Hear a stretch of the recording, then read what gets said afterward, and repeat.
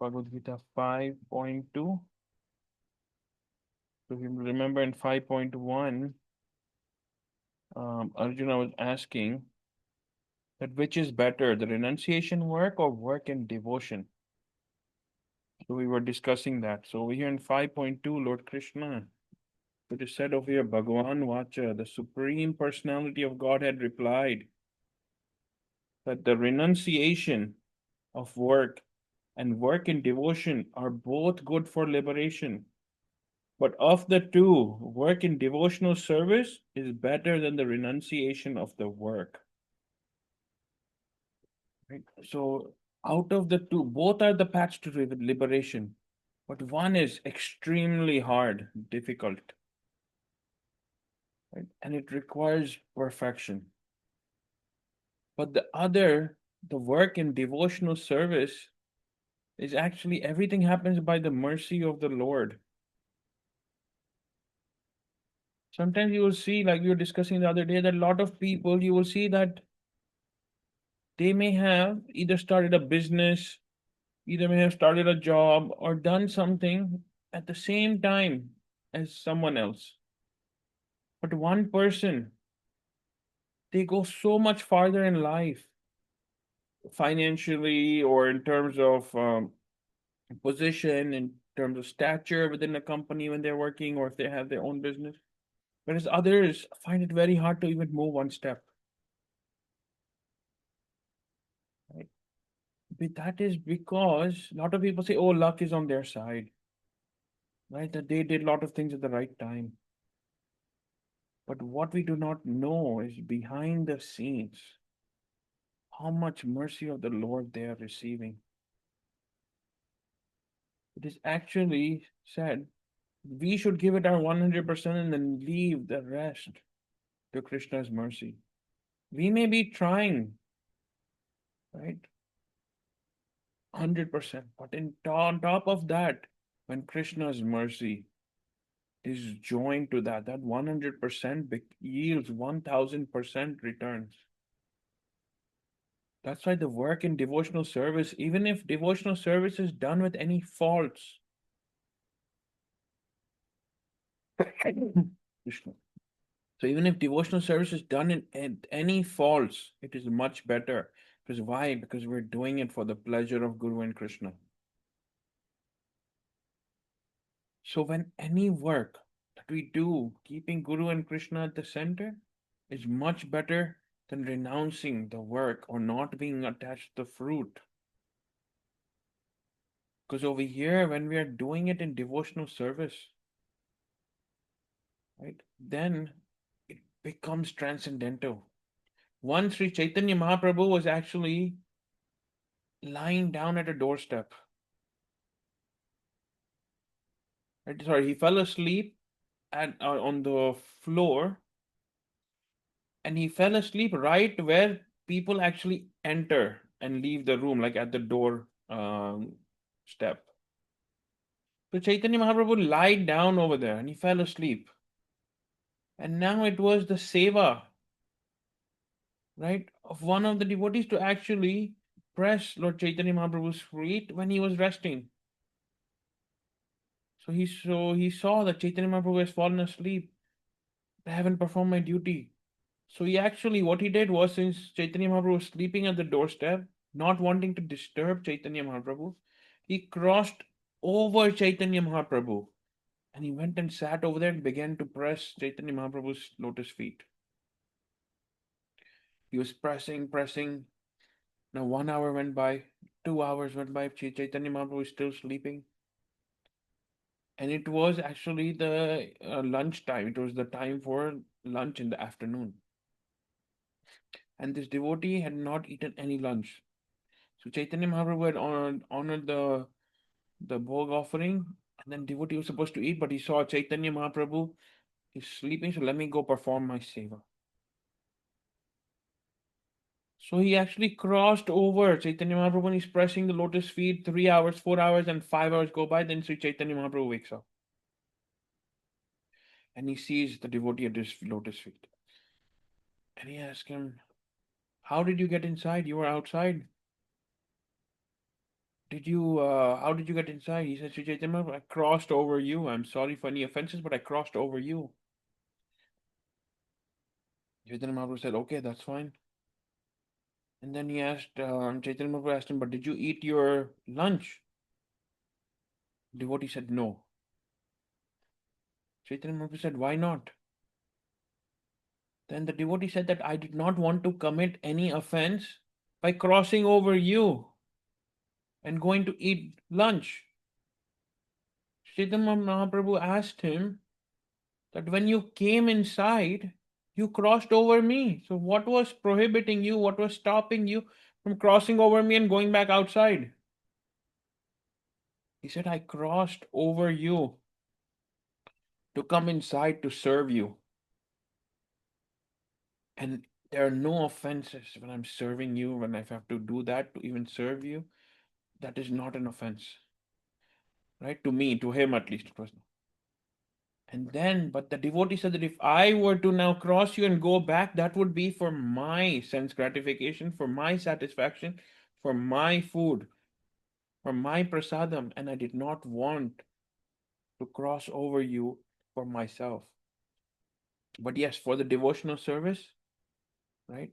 I took that risk and crossed over because I was to serve you. Sri Chaitanya Mahaprabhu became so pleased that he hugged him over there. Right? Because the work, when we are doing anything for devotional service, even if it is with faults, that is much better, 1,000 times better than doing any work for sense gratification or for the world, or even if it is renounced work, as Krishna is saying over here. Right? Whether you're not doing anything at all, you've given up everything.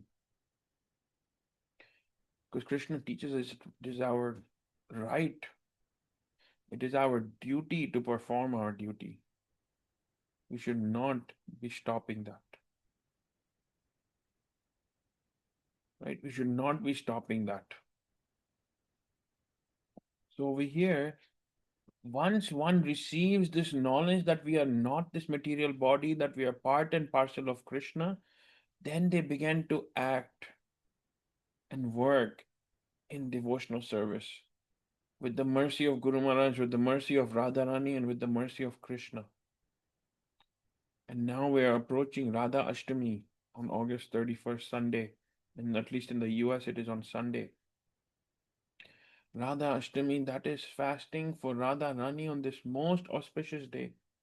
We fast till 12 noon. Remember, because until we do not have the mercy of Radharani, it is very hard to get the mercy of Krishna.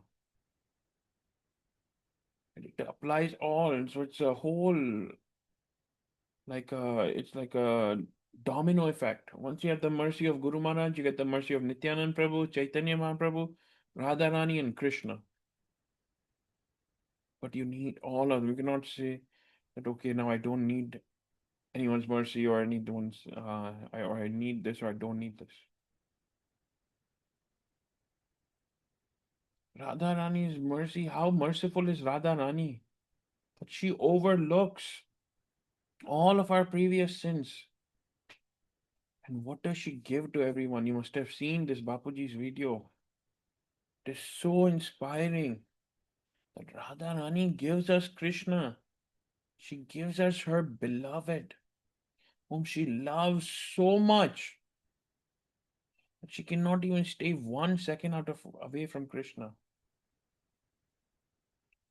And that Radha Rani's appearance day, we celebrate her on Sunday. Once Radharani had not met Krishna for a very long time. Right? And then Radharani was on her way to meeting Krishna. But she saw one old man sitting over there amongst the rocks, crying, remembering Krishna. Right? Remembering Krishna. He was crying that when will I have your darshan, Krishna? When will I get your mercy? When will I be able to meet you? When will I be able to hug you? And remember, Radharani had not met Krishna for days.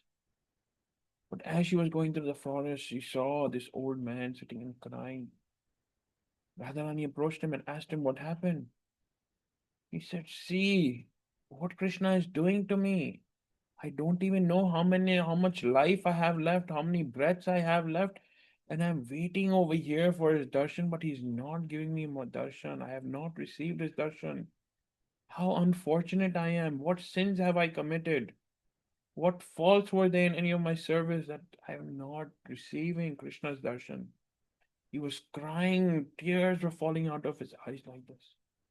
And Radharani, so merciful, she said, Baba, you don't worry. And Krishna will give you darshan. And at that time, could not understand anything, but he was continuing to cry and cry and cry. So Radharani, who was on her way to meet Krishna, actually went back, turned away, and she went back to her own palace. And then when Krishna's friends came to inquire that why hasn't Radharani come yet, Radharani sent a message back that until Krishna does not go and meet this devotee over here at this location, I will not meet Krishna. Radharani inside was suffering in the separation away from Krishna. She was burning. She could not stand that separation. She wanted to see and meet Krishna. But look at how merciful is. She gave up all of that suffering. She undertook more suffering just so that that devotee can receive the mercy and the darshan of Krishna. When Krishna heard this, he said, Radhe, I will give him darshan in a few lifetimes, but you just come and meet me. Radharani said, no, I want you to give him darshan right now, and until you do not give him darshan, I will not meet you. That's how merciful Radharani is. She immediately can give us Krishna. Because whenever she says something, Krishna follows that. That's why the acharyas have written Radhe Radhe Japo Chale Aayenge Bihari. And they explain that even as soon as we say Ra, our intention is to say Radhe, but even before we say Ra, Krishna comes because he does not want Radharani to be disturbed. So Krishna then went and met that devotee who was crying, who Krishna was not going to meet for a few more lifetimes. In that same lifetime, Krishna went and met him, gave him darshan, hugged him. And then Radharani said, okay, now I will meet you.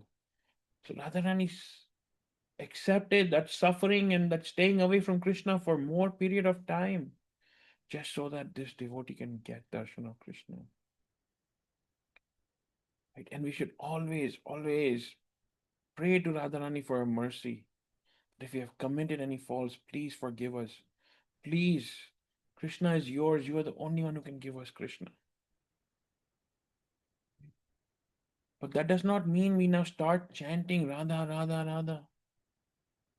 Right? It is good.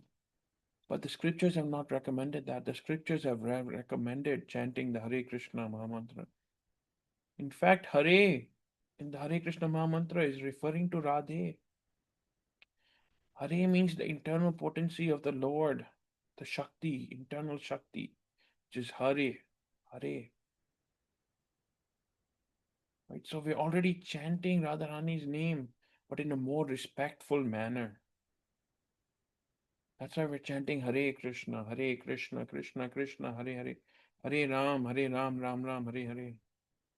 Because this is more respectful. We're paying more respects to Radharani through this chanting. Otherwise, why would Chaitanya Mahaprabhu, who is the incarnation of Radha and Krishna combined, come down and chant this Hare Krishna Mahamantra? So this is recommended by the scriptures, chanting of the Hare Krishna mantra. No doubt we pray to Radharani. In fact, we cannot receive the darshan of Krishna without the mercy of Radharani. Right? But when we chant Krishna's name, Radharani is pleased. When we chant Hare Krishna, Krishna also is pleased. Because we are addressing his internal potency, his internal Shakti, that Radharani. So it is Radha Ashtami on Sunday, and we fast till 12 noon, and then we break our fast after that. So with that, we will end here and then we'll continue next week. Before we end, we'll chant Hare Krishna, Krishna Krishna, Hare Hare, Hare Ram, Ram Ram, Hare Hare, Hare Krishna, Krishna Krishna, Hare Hare, Hare Ram, Ram Ram, Hare Hare, Hare Krishna, Krishna Krishna, Hare Hare, Hare Ram, Ram Ram, Hare Hare. Shri Radha Vrindavan Chandra Bihari Lal ki Jai. Nitai Gaur Hari Bol. Jai Jai Shri Radhe, Jai Jai Shri Radhe, Jai Jai Shri Radha. Hare Krishna.